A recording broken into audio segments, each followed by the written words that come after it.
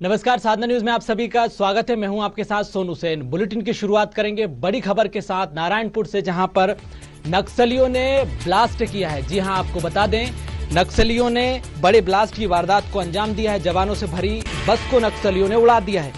आपको बता दें, ब्लास्ट में 3 जवान शहीद हो गए हैं, जबकि 20 से ज्यादा जवान घायल हुए हैं। तो बड़ी खबर आपको बता दें, सभी जवान डीआरजी के बताए जा रहे हैं। धोलाई और पल्लेनार के बीच ये ब्लास्ट हुआ है, जिसमें 3 जवान शहीद हुए हैं।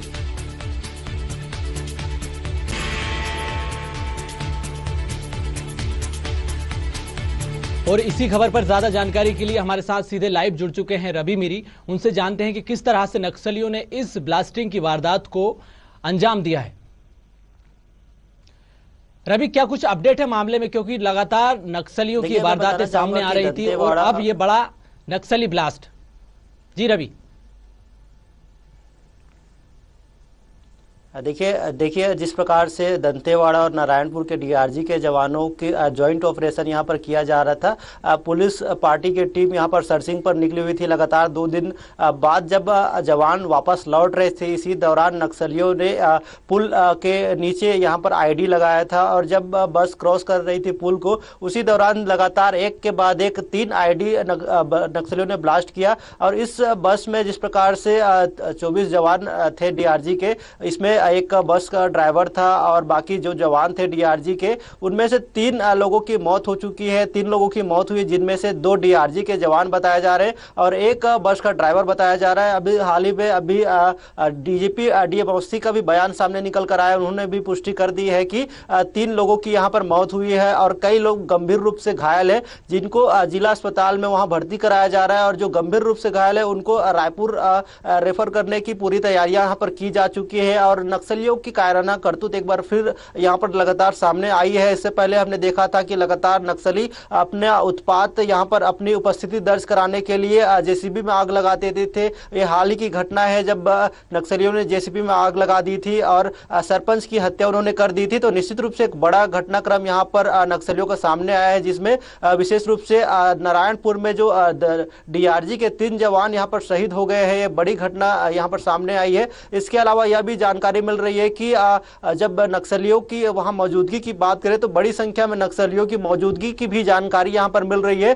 यह प्री प्लान नक्सलियों का ऑपरेशन था। नक्सलियों ने इसमें पहले से ही आईडी वहां पर लगा दिया हुआ था और उनको पहले से भी भनक लग चुकी थी कि इसी सड़क से ही, पल्लेनार सड़क से ही डीआरजी के जवान वहां से गुजरने वाले हैं और उन्होंने समय देखकर ही यहां पर आईडी ब्लास्ट कर दिया और हमारे 3 जवान शहीद हो गए। और लगातार जो घटनाक्रम आ रहा है, इसको लेकर शोक भी व्यक्त यहां पर किया जा रहा है। राज्यपाल अनुसुईया उइके ने खबर लगते ही उन्होंने जवानों की श्रद्धांजलि दी है। इसके अलावा जो जवान घायल है, उसमें यह बताया जा रहा है कि 10 से अधिक ऐसे जवान हैं जो गंभीर रूप से घायल हुए हैं। उन सभी जवानों को रायपुर रेफर किया जा रहा है और जो कम घायल है, जो छोटे मोटे चोट जिनको आई है, उनको नारायणपुर जिला अस्पताल में भर्ती कराया जा रहा है। और जिस प्रकार से जो जानकारी सामने निकल कर आ रही है कि उस बस में 24 जवान थे, उसमें से करीबन 20 से ज्यादा लोग को घायल हुए हैं, जिसमें से गंभीर रूप से 10 और 3 जवान शहीद। तो निश्चित रूप से एक बड़ा घटनाक्रम यहां पर सामने आया है। रवि, एक महत्वपूर्ण बात आपने कही है कि नक्सलियों की मौजूदगी वहां पर देखी जा रही है। तो क्या पुलिस प्रशासन की टीम नक्सलियों के लिए सर्चिंग अभियान में जुटी है? वहां पर टीम रवाना हुई है?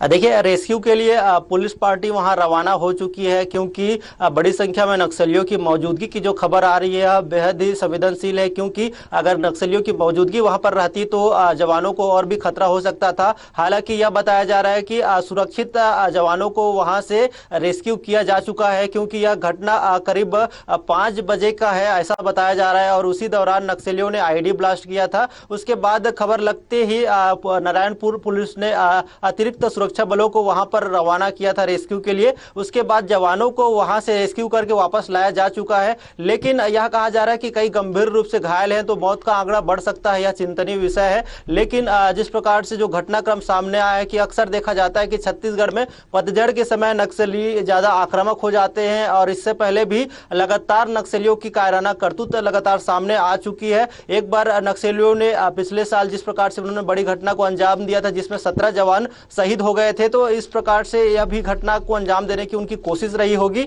और निश्चित रूप से नक्सली वहां बौखलाए हुए हैं, क्योंकि लगातार 2 दिनों से हमारे जवानों ने वहां पर सर्च ऑपरेशन शुरू किया था। नारायणपुर और दंतेवाड़ा के डीआरजी के जवानों ने सर्च ऑपरेशन शुरू किया था, जिससे नक्सली बौखलाए हुए थे, जिसके चलते ही यह बड़ी कायराना करतूत यहाँ पर नक्सलियों ने की है। तो निश्चित रूप से यहाँ पर जो नक्सलियों को खदेड़ने की भी जो बात कही जाती है कि लगातार जो जब जवान जंगलों की ओर घुसते हैं, नक्सलियों को पीछे धकेलने की कोशिश करते हैं, तब नक्सली अपनी मौजूदगी, अपनी उपस्थिति दर्ज कराने के लिए इस प्रकार के घटनाक्रम को अंजाम देते हैं। और जो आज घटनाक्रम हुई है यह तो निंदनीय है। नक्सलियों ने इससे पहले शांति वार्ता का यहाँ पर बात किया था, लेकिन शांति वार्ता नहीं करते हुए यहाँ पर हमला किया जा रहा है। तो निश्चित रूप से यहाँ से भी जवाबी कार्रवाई देखने को मिल सकती है।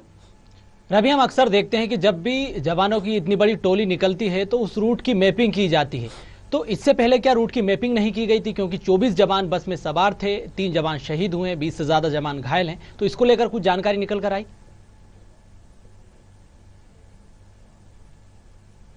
देखिए, निश्चित रूप से जब भी जवानों का सर्चिंग टीम निकलता है तो पहले रोड मैपिंग की जाती है। इसके अलावा ड्रोन से भी निगरानी रखी जाती है कि किस किस क्षेत्र में नक्सलियों की मौजूदगी है या कहीं पे कोई घटनाक्रम तो नहीं हो रहा है, और आईडी डिटेक्टर भी यहाँ पर लेकर जाया जाता है। लेकिन अक्सर ऐसी घटनाक्रम हो जाती है जिसमें हमारे जवान शहीद हो जाते हैं। हर साल की बात है ये, पिछले साल भी ऐसी घटनाक्रम सामने निकल कर आए थे, और हर साल इस प्रकार की घटनाक्रम पतझड़ के समय में हमेशा देखने को मिलते हैं, जिसमें नक्सली आईडी ब्लास्ट करते हैं और हमारे जवान शहीद हो जाते हैं। इसमें निश्चित रूप से जो इंटेलिजेंस फेलियर भी जो कहा जाता है वो भी यहाँ पर सामने आ रहा है, क्योंकि अगर नक्सलियों को पहले से जानकारी थी कि इस रूट से जवान गुजरने वाले हैं, तो उस रूट के बारे में उनको जानकारी आखिर कहाँ से लगी, और लगी तो उसका इंटेलिजेंस रिपोर्ट जवानों के पास क्यों नहीं आया, उन्होंने अपना रूट क्यों चेंज नहीं किया। और ऐसे में जवानों के जान को खतरा भी यहाँ पर देखने को मिला और 3 जवान शहीद भी हो गए यहाँ पर। तो निश्चित रूप से यहाँ पर इंटेलिजेंस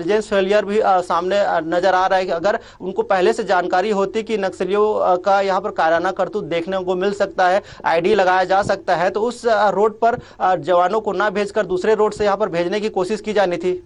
बिल्कुल रवि, आप लगातार बने रहें हमारे साथ, और घटनास्थल से हमारे साथ अर्जुन पांडे जुड़ चुके हैं। उनसे जानते हैं कि अभी मौजूदा स्थिति वहां क्या है। अर्जुन पांडे, क्या कुछ जानकारी निकलकर सामने आ रही है? अब क्या स्थिति है, मौजूदा हालात क्या है वहां पर? अपडेट जो है लगभग अभी की जो तुरंत की अपडेट है उसमें बताया गया है कि बस जो थी डीआरजी की, उसमें 27 जवान सवार थे और ड्राइवर समेत 4 जवान अभी तक शहीद हो गए हैं। तो ये जिस तरह से रवि जी बता रहे थे, बिल्कुल सर ऐसी घटनाएं बड़ी निंदनीय है कि अभी कुछ दिन पहले जो है नक्सलियों की तरफ से बातें उठ के आती हैं कि हम शांति वार्ता करना चाहते हैं, हम शांति वार्ता करते हैं। उसके बाद में अगर ऐसी कोई घटनाएं आती हैं तो वाकई में समाज के लिए भी ये चीजें बहुत गलत हुई। और इस प्रकार के जैसे जो डीआरजी के जवान होते हैं वो लोकल लोग हैं वहाँ के, और उनके साथ में है। और जैसे कि अभी रवि बता रहे थे कि बिल्कुल मार्ग सील किया जाता है, लेकिन हमेशा मार्ग को बदल करके, क्योंकि वो चिन्हित करते हैं 2 मार्ग 4 मार्ग, जिस मार्ग से जवान जाते हैं उन मार्गों को वो हमेशा चिन्हित में रखते हैं। और ऐसी जो अपनी उनकी जो कायराना कारतूत है, उन कारतूत को इन्होंने साफ साफ दिखाया है। जी, जिस जगह पर आप मौजूद हैं अर्जुन, वहां पे किस तरह की स्थिति बनी हुई है? रहवासियों में किस तरह का माहौल है? दहशत का माहौल है? अब क्या स्थिति है, और कितने लोगों की टीम, पुलिस प्रशासन की टीम वहां पर अब जांच कर रही है? मैं आपको बता दूं कि ये अंदरूनी वो क्षेत्र है जहाँ पे आवागमन बहुत कम रहता है। अगर संध्याकालीन समय का बात कर लें तो 4 बजे के बाद में लोग निकलना भी बंद कर देते हैं। आपको बता दूं कि जिन क्षेत्रों में जो है आज ये इसकी बड़ी घटना जो नक्सलियों के द्वारा जो है की गई है, कहीं ना कहीं जो अभी कुछ दिन पहले हम लोगों ने अपने चैनल के माध्यम से भी दिखाया हुआ था कि जो है नक्सलियों ने पेशकश की है एक शांति वार्ता की, जो है कि हम शांति वार्ता करना चाहते हैं। उस दिन भी जो है एक बड़ी घटना आई, बीजापुर से प्रेस नोट रिलीज होता है। उस प्रेस नोट में कहा जाता है कि हम 3 बिंदुओं को अगर आप हमारी बातों को माने तो हम आपसे शांति वार्ता करने के लिए तैयार हैं। ठीक उसी दिन 4 घंटे 5 घंटे के बाद में जो है उन 4 लोगों, जो 4 नक्सली थे, उनके द्वारा जो है कहीं बम ट्रांसप्लांट किया जाता है पुलिया में। तो ये शुरू से ही जो है इनका जो रवैया है और जिस तरह से ये बातें करते हैं और जिस तरह से प्रकरण, क्योंकि आज जो ये 4 जवान की जो बातें आ रही हैं और 4 जवान जो शहीद हुए हैं, कहीं ये संख्या बढ़ सकती थी। आपको बता दूं ड्राइवर के साथ में 5 लोग अभी भी बहुत ज़्यादा गंभीर स्थिति में है, उनको बहुत ज़्यादा चोट आई है, जिनकी जो है नारायणपुर अस्पताल में अभी इलाज चल रही है। आगे भी उनको हो सकता है रायपुर वगैरह के लिए भेजना जाए। लोगों में एक बहुत बड़ा दहशत का माहौल नजर आ रहा है। कहीं ना कहीं लोग ये सोचते थे कि शायद नक्सली जो है बात पेशकश कर रहे हैं शांति वार्ता का, तो शायद उनमें कुछ बदलाव होगा, लेकिन आज के घटना से आसपास में बहुत ही जो है एक शोक का माहौल है और लोग बहुत अब रहे हैं। चलिए, शुक्रिया तमाम जानकारी के लिए अर्जुन पांडे। तो बड़ी खबर जो निकलकर सामने आ रही है, मौत का आंकड़ा अब 3 से 4 हो गया है। वहीं जो जानकारी निकल कर आई, 5 जवान गंभीर जख्मी हैं जिनको अस्पताल में भर्ती कराया है। और रवि मेरी हमारे साथ लगातार बने हुए हैं। रवि मेरी, जिस तरह से हम बात कर रहे थे इंटेलिजेंस फेलियर की, कहीं ना कहीं इंटेलिजेंस पर लगातार सवाल उठते हैं, क्योंकि जो महत्वपूर्ण जानकारी थी वो नक्सलियों तक कैसे पहुंची, ये एक बड़ा सवाल है। क्योंकि ये जानकारी सिर्फ जवानों के पास थी और जो अधिकारी हैं उन तक ये सीमित जानकारी थी, लेकिन नक्सलियों तक ये जानकारी कैसे पहुंची, ये कहीं ना कहीं सवालों और संदेह के घेरे में है। रवि, निश्चित रूप से जिस प्रकार से जो घटनाक्रम आज सामने आया है, जब जवान 2 दिन तक लगातार सर्चिंग कर रहे थे उस क्षेत्र में, नारायणपुर और दंतेवाड़ा के जवान सर्चिंग कर रहे थे, तो निश्चित रूप से नक्सलियों को भी यह जानकारी हो चुकी थी कि लगातार यहाँ पे जवानों के द्वारा सर्चिंग किया जा रहा है और हमें अंदर धकेलने की कोशिश की जा रही है। तो इसी बौखलाहट के लिए ही यहाँ पर नक्सलियों ने यह कायराना करतूत किया है। और जिस प्रकार से इंटेलिजेंस फेलियर की बात जो हो रही है, इस पर तो जाँच के बाद ही स्पष्ट जानकारी समझ आएगी कि आखिर क्या हुआ था, जिसके जरिए से उन लोगों को पता चला कि जवान इस रोड से आ रहे हैं या इस सड़क से आ रहे हैं और यहाँ पर आईडी ब्लास्ट किया जा सकता है। तो निश्चित रूप से यह एक जांच का विषय है। लेकिन जो वर्तमान स्थिति की बात करें तो अर्जुन ने जो आंकड़ा यहाँ पर बढ़ाया है यह एक चिंतनीय है, क्योंकि इससे पहले बताया जा रहा था कि 3 जवान यहाँ पर शहीद हुए हैं, लेकिन अब यह कहा जा रहा है कि उसमें 4 जवान डीआरजी के शहीद हो गए हैं। तो यह बड़ा ही चिंतनीय विषय है और जो घायलों की संख्या है वो लगातार बढ़ती ही जा रही है, यही कहा जा रहा है। तो निश्चित रूप से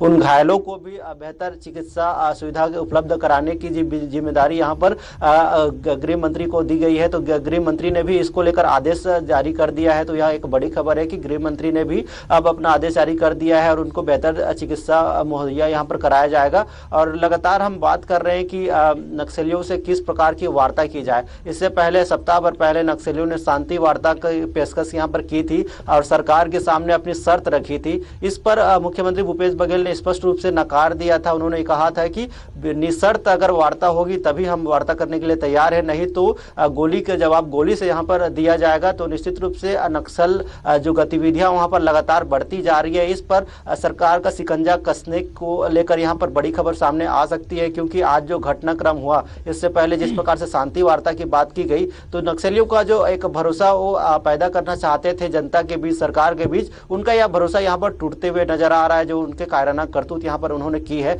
तो निश्चित रूप से अब जवाबी कार्रवाई भी देखने को मिल सकती है, क्योंकि जिस प्रकार से जवान यहाँ पर शहीद हो रहे हैं तो जवानों में भी आक्रोश यहाँ पर देखने को मिलेगा। और अभी वर्तमान स्थिति की बात करें तो कई जवानों के वहाँ से फुटेज आ रहे हैं और जवान घायल है, उनको हॉस्पिटल लाया जा रहा है एम्बुलेंस के जरिए से। इसके अलावा कई जवानों के पैर में, हाथ में चोट लगी हुई है। इसके अलावा जो जवान शहीद हो गए हैं उनको भी रवाना करने की बात कही जा रही है। इसके अलावा जो वर्तमान परिस्थिति की बात करें तो यह स्थिति एक राहत भरी यह खबर है कि वहां से सभी जवानों को सुरक्षित रेस्क्यू किया जा चुका है, सभी जवानों को जिला अस्पताल तक लाया जा चुका है और जो गंभीर रूप से घायल है उनको रायपुर रेफर करने की बात यहां पर कही जा रही है। तो यह एक राहत भरी खबर है कि वहां पर अभी कोई हमारा जवान फंसा हुआ नहीं है, सभी जवानों को वापस लाया जा चुका है।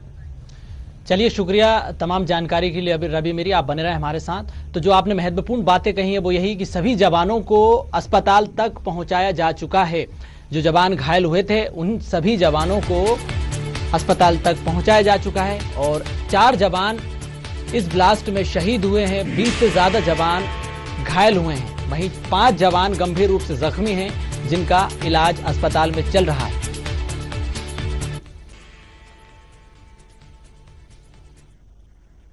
फिलहाल एक छोटा सा ब्रेक लेंगे, फौरन हाजिर होंगे।